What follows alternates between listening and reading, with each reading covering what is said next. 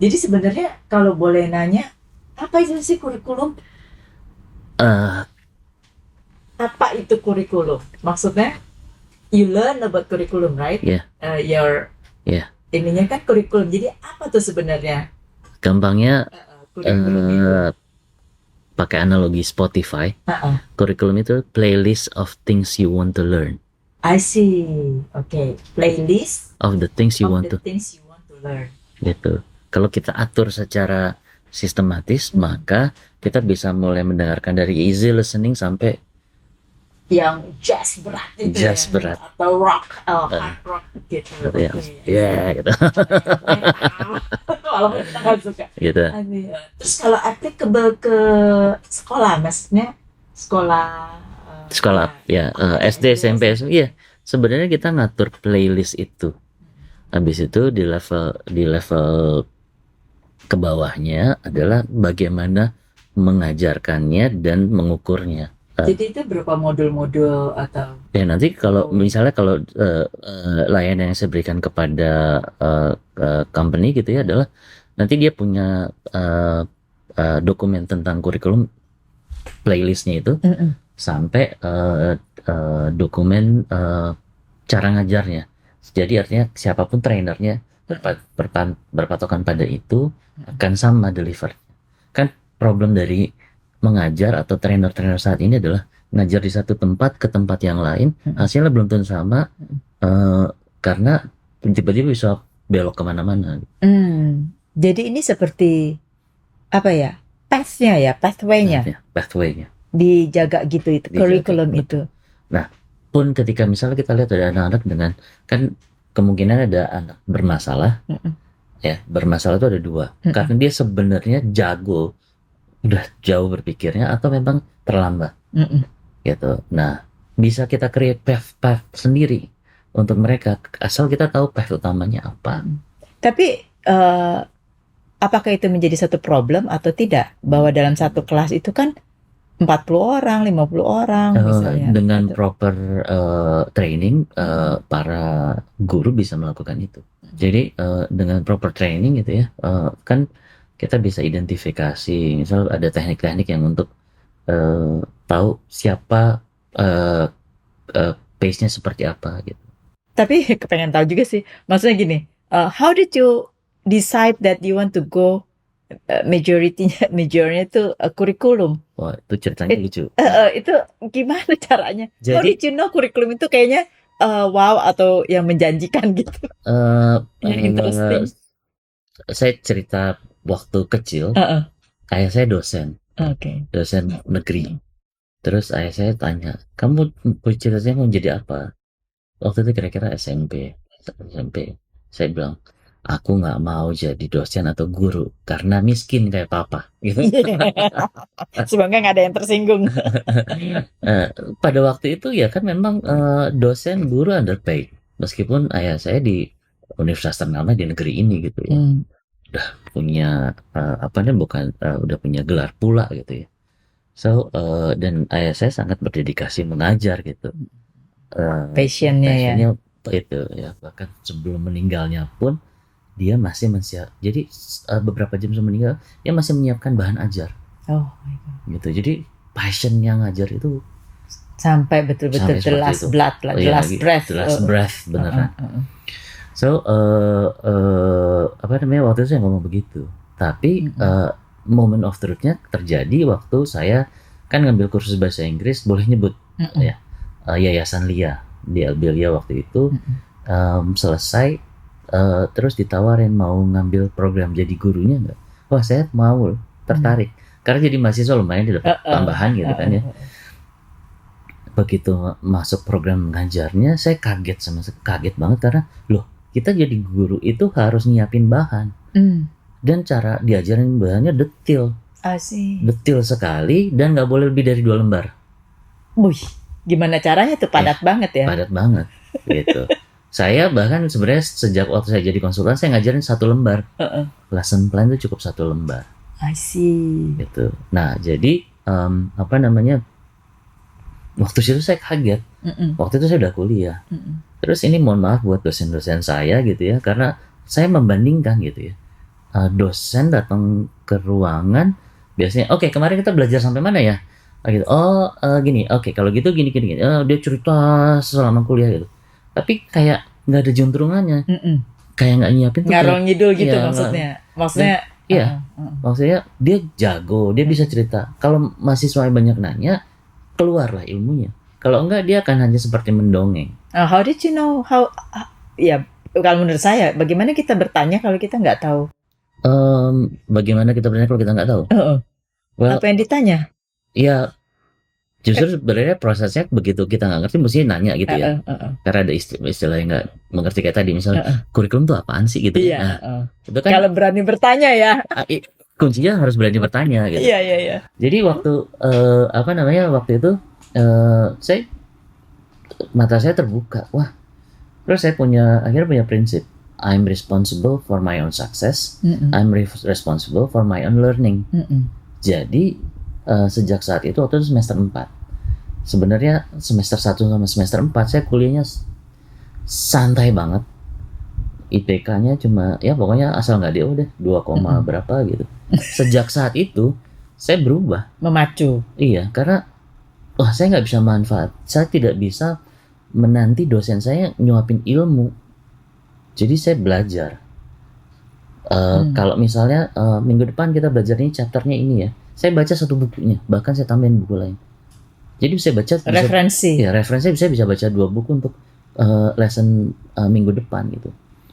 Jadi akhirnya ya jadi asisten dosen dan segala macam lah gitu ya. Tapi dosennya merasa challenge nggak ya? Kalau dosennya enggak. Dosennya enggak. Yang ter-challenge asisten dosennya. Asisten dosennya kan biasa. Sama, ya? Asisten dosen tuh begitu baca satu dia paling baca satu sebelum sama satu sesudah. Jadi 3 chapter. Saya baca 2 buku. Jadi asisten dosen sudah merasa ter-challenge juga. Bisa nih mahasiswa satu gitu ya. By the way, nama saya Jaha itu dalam bahasa Batak artinya baca. I see. Jadi kayak memang sudah hipnotis dari lahirnya itu baca. Memang nama itu is meaning ya. Iya gitu, hipnotis dari lahirnya udah baca. Oh, Jaha itu bahasa Batak. Bahasa Bataknya artinya baca. Okay. Jadi ya memang saya hobi baca gitu. Jadi sejak saat itu saya ter-challenge untuk bertanggung jawab sama pembelajaran saya sendiri. Ini juga yang saya ajarin ke anak-anak saya. You are responsible for your own learning and your own success. Gitu. True. Jadi itu saya belajar sendiri dan akhirnya saya jadi asisten dosen. Waktu itu saya jadi mahasiswa UI pertama yang skripsinya dibiayain untuk di luar negeri, di Belanda. Di Belanda saya di Rijks Universiteit Groningen, itu di paling atas, paling dekat kutub utara, dingin jadinya. Untuk mempelajari bagaimana strategi penetrasi industri karpet Belanda ke Indonesia yang saat itu lebih banyak didominasi karpet dari Cina, gitu, atau yang premium justru karpet dari Persia, maksudnya dari Timur Tengah dari gitu ya, Turki, ya kayak gitu ya. Jadinya jadi bagaimana ini gitu. Jadi waktu itu saya ter-challenge. Jadi waktu kuliah aja udah di karpet skripsinya udah kayak konsultan gitu. Iya, itu udah is a real ini ya. Real case. Real case. Jadi itu at that moment itu pokoknya kembali lagi tadi pokoknya saya jadi kaget bahwa belajar harus seperti itu. Nah, setelah lulus saya bekerja di beberapa perusahaan asing, tapi kok nggak ini gitu. It's not me. Ada yang hilang gitu. It's not me itu karena saya suka. Tapi sorry ya, I cut it. Maksudnya kuliahnya apa majornya? Business waktu itu. Yeah. Sampai berarti sesuai dong dengan skripsi yang dia ini. Oke. Yeah. Jadi turn around-nya you are going into curriculum? Itu menjelang tahun 2000. Sudah tahun 2000 lewat. Oh, jadi sudah lewat berapa tahun berlalu dong ya? Iya, jadi dari saya lulus tahun 98, lagi susah-susahnya tuh. Itu lagi economic crisis. Crisis banget gitu. Jadi waktu itu tiba-tiba ada orang nawarin, hey kita bikin e-learning. Jadi waktu itu kan .com lagi booming. Bikin e-learning yuk. Saya mau deh. Waktu itu saya ditawarin jadi business development manajernya sekaligus curriculum designernya gitu. Saya ambil lah waktu itu. Kami bikin sebenarnya sudah kayak aplikasi pembelajaran Sekolah. ruang guru. Udah kayak ruang guru sama Zoom. Jadi bisa meeting, bisa gambar-gambar gitu ya, macam. Yang belum waktu itu breakout room kita belum sempat. Di Cina kan Academy, tahu ya? Tahu. Kan Academy. Itu ya oke, lanjut.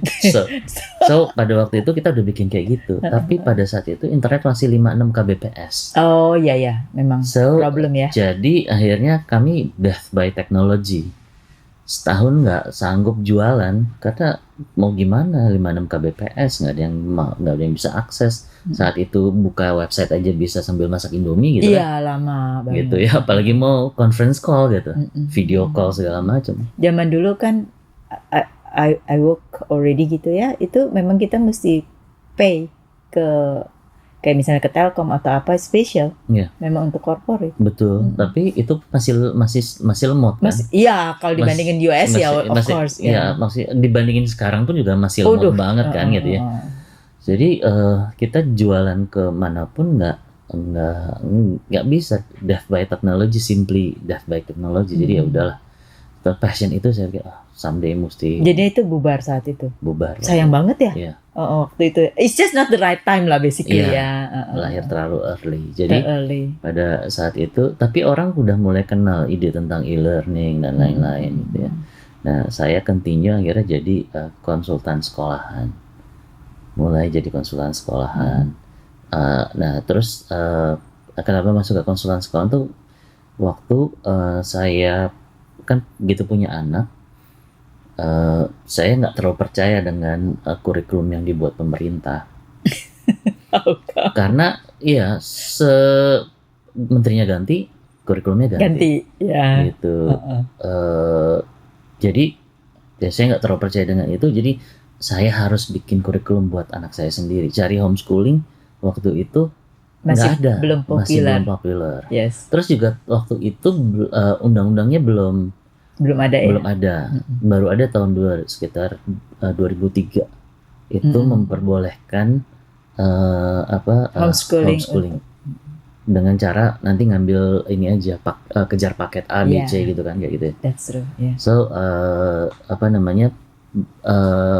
waktu itu nggak ada juga komunitasnya, jadi mulailah ngulik belajar di rumah. Saya ajarin sendiri walaupun di sekolah ini ketemu waktu itu konsep namanya sekolah alam. Sekolah alam baru juga mulai pada waktu yang itu. Yang di ini ya, Sekolah Alam Indonesia bukan? Pertama itu kan sekolah alam tuh banyak ya. Banyak. Kalau nggak salah dulu yang ini kan yang pertama kali itu Lendo Novo almarhum. Okay. Dia bikin sekolah alam di Parung kalau nggak salah, sekali jadi School of Universe. Terus dia membuka siapapun yang mau bikin sekolah alam diajarin, atau dia bikin semacam franchise juga. Nah, anak saya kebetulan sekolah di sekolah itu. Saya lihat menarik konsepnya, tapi eksekusinya jadi kurang saya lihat karena memang mereka kan interaksi di alam. Iya, ruang kelasnya nggak ada dinding. I see.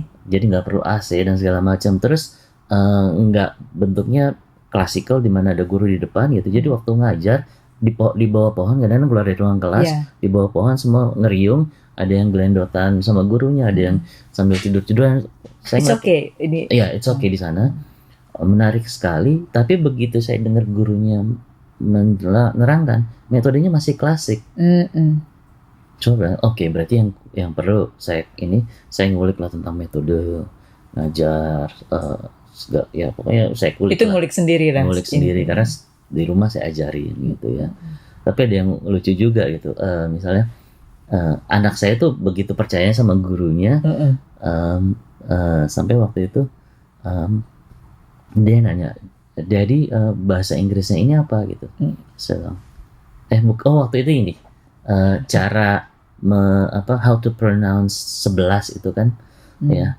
11 apa 11 gitu kan, atau 11 gitu. Terus saya bilang bukan elephant, kalau elephant tuh gajah.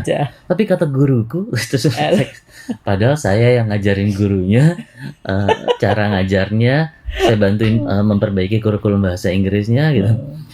Gitu. Jadi emang anak punya attachment sama guru. Nah itu yang begitu saya langsung sadar, oh anak harus punya attachment sama orang tua.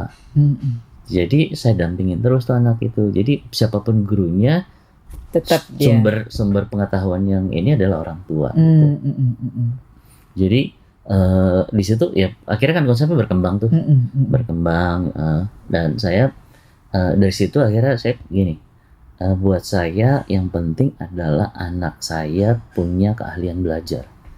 Karena konten berubah-ubah. Contohnya Pluto. Pluto waktu kita SD diajarin planet ya. Berubah jadi satelitnya, planet terluar, terus udah tahun jadi asteroid, terus terakhir berubah jadi planet lagi, terakhir berubah jadi planet kerdil. Bayangin kalau kita terpaku sama konten, SD diajarin gitu, begitu SMP ujian salah dong jawabannya.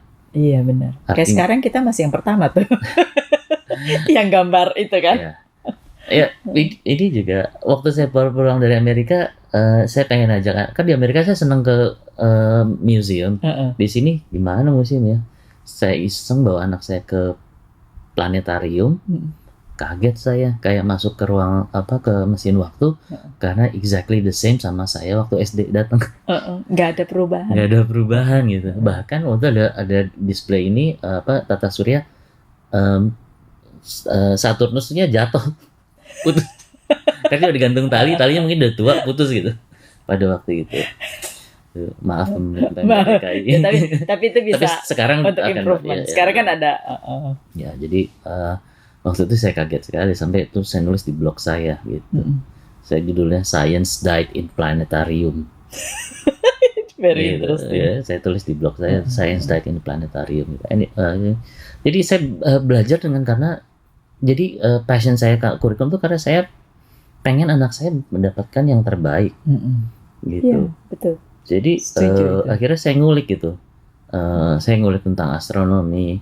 Anak saya yang pertama ini akhirnya jadi hobi astronomi. Begitu SMA ikut OSN astronomi. Waktu itu dia kelas 1. Oh, sebelum itu ya. Jadi kenapa dia bisa kayak gitu? Karena yang saya bekali waktu pas SD itu saya bilang gini, kamu gini, kita semua mesti mengakui bahwa ada pelajaran yang kita suka dan ada yang kita nggak suka. Udah pasti itu. Udah pasti. Nggak boleh didinai. Terus gimana? Oke. Kalau pelajaran yang tidak suka itu kan kewajiban.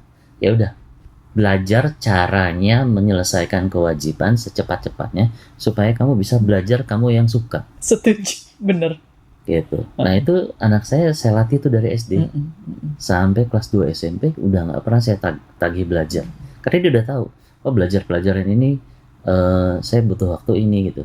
Jadi dia mau main apa segala macam ya prestasinya bagus terus. Itu sebenarnya is a learning system belajar kita ya.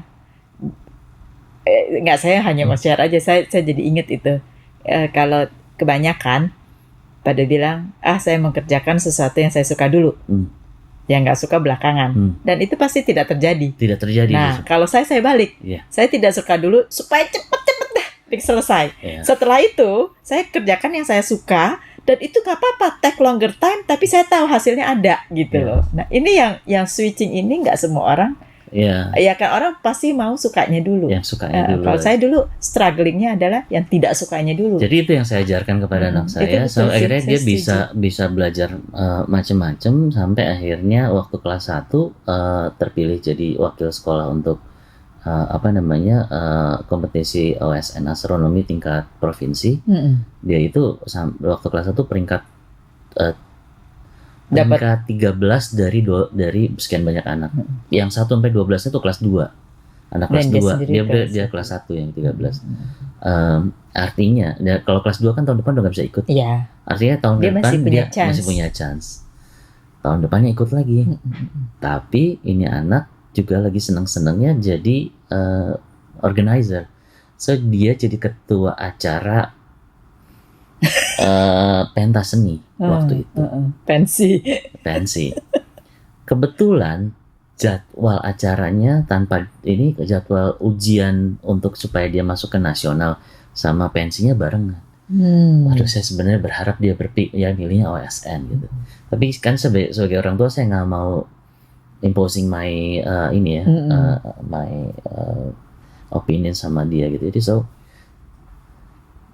kasih freedom lah. Jadi menyerahkan kamu pilih. It's your choice. Whatever you like. Dia milih bertanggung jawab sama pensinya. Ceritanya kenapa? Karena ini aku tanggung jawabnya sama teman-teman deh. Kalau itu aku tanggung jawab sama diriku sendiri. Meskipun rasanya gimana gitu. It's true. Jadi okay, I support you. Jadi dia pilih itu. Ya udah. Dan ya prestasinya belajar bagus. Dan akhirnya dia diterima di Elektro UI gitu ya. Jurusannya kendali. Anak perempuan satu-satunya di jurusan itu. Ngambil skripsinya juga skripsi yang susah ya. Saya lagi skripsi. Wow. Jadi skripsinya itu skripsinya kemarin saya tanya, skripsi kamu apa sih? Itu jadi kan tahu Elon Musk lagi berusaha bikin roketnya bisa mendarat. Gitu ya. Aku skripsinya up to date banget. Ngitungin algoritmanya. Ya ampun. Gitu, pakai neural networks. Wow. That's good. Ya jadi saya bilang, kalau terjadi dia bisa ketemu sama Mas. Amin mudah-mudahan ya. Gitu. Jadi saya kaget juga. Artinya saya melihat proses anak saya seperti itu karena yang saya bekali bukan kontennya, tapi learning skillnya.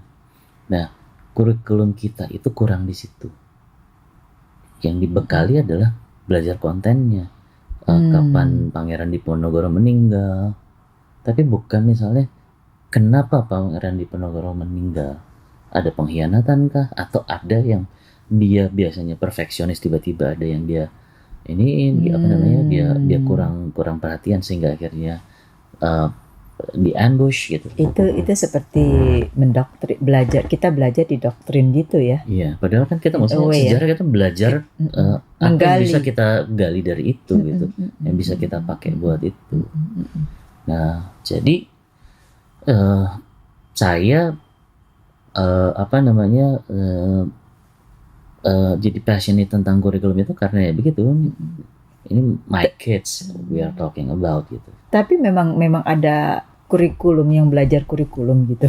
Nggak ada. Jadi saya telusuri. Pertanyaannya susah ya, kurikulum belajar. Iya. Jadi ya itu saya bikin course-nya. Course belajar membuat kurikulum berbasis neuroscience. Jadi saya telusuri di S1 mereka nggak diajarin bikin kurikulum. Di S2 nggak ada kecuali jurusan Master School Administration di Indonesia ya. Itu pun hanya diajarkan cara mengisi kurikulum yang buatan pemerintah, cara mengorganize misalnya muatannya harus sekian jam. Terus kalau misalnya ada ngatur jadwal sama pelajaran kayak gitu yang diajar. Oh, it's just fill the fill the form aja, guideline-nya udah ada. Begitu S3 kayaknya sedikit orang yang mau ngambil disertasi tentang itu karena harus berjuang untuk bekerja di pusat kurikulum nasional yang mana orangnya terbatas. Nah, orang-orang yang terbatas yang di pusat kurikulum nasional itu background-nya apa sampai dia duduk di situ? I have no idea. Tapi mungkin juga pasti punya background kurikulum lah gitu ya. Tapi I have no idea. Nah, jadi maksudnya kalau itu is very limited people knowing this kind of things gitu ya, kurikulum ya. Bagaimana dia mengikuti zaman gitu loh. The way we think aja kan is different. Dengan negara kita yang setiap ganti menteri ganti kurikulum susah ya. Bukan, justru mereka sebenarnya on the frontier gitu. Ganti menteri mereka langsung mikir menteri minta apa gitu. Jadi mereka sebenarnya on the frontier gitu loh. Saya melakukan riset, jadi sejak zaman kita merdeka tuh rata-rata 2 tahun bukan 2 tahun, bener hampir ganti menteri. Ada yang cuma 2 tahun. Itu pasti ganti. Pasti ganti. Padahal kan sebenarnya ketika mau ganti kurikulum sebenarnya prasyaratnya ada satu. Apakah kurikulum ini sudah tidak bisa menghasilkan apa yang diinginkan waktu didesainnya, gitu. Nah, yang terjadi adalah ganti menteri, udah kita ganti kurikulumnya. I see. Yang terparah adalah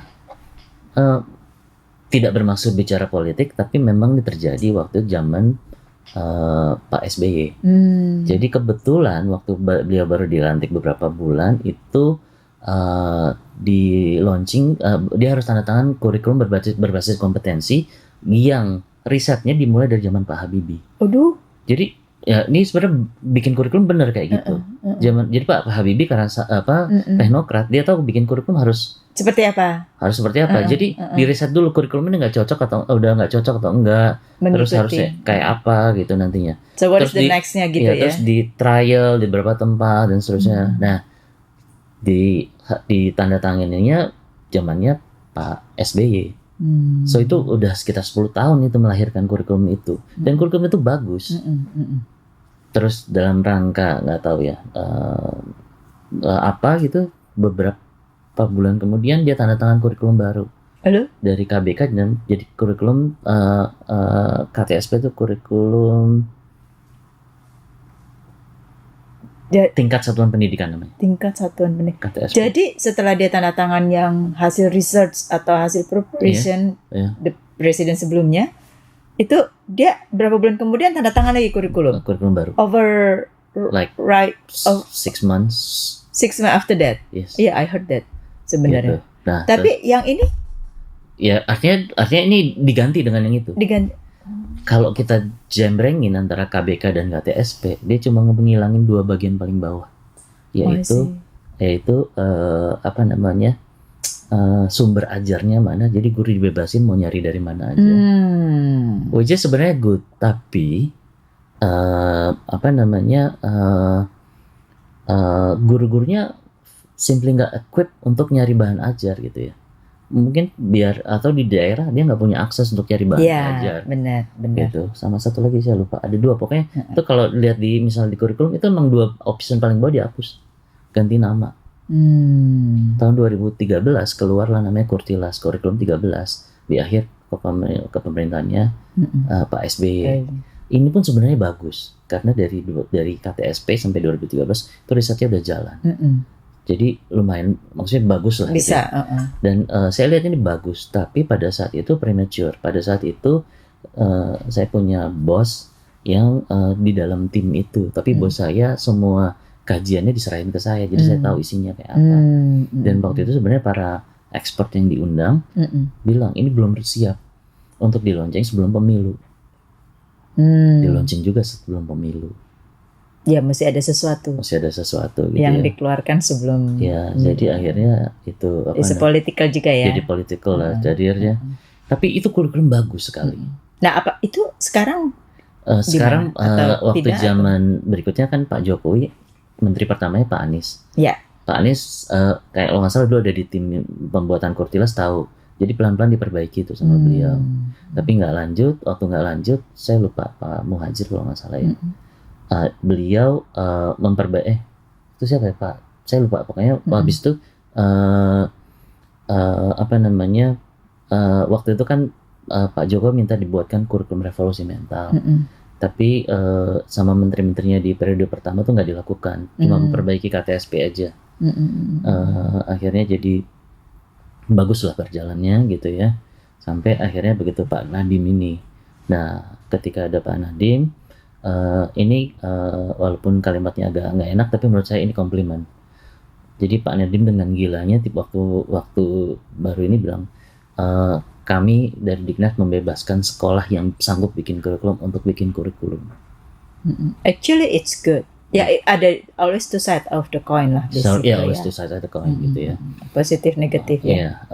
Kenapa? Karena orang-orang yang seperti saya langsung punya kesempatan gitu. Punya opportunity untuk untuk aplikasikan kalian punya expertise ya.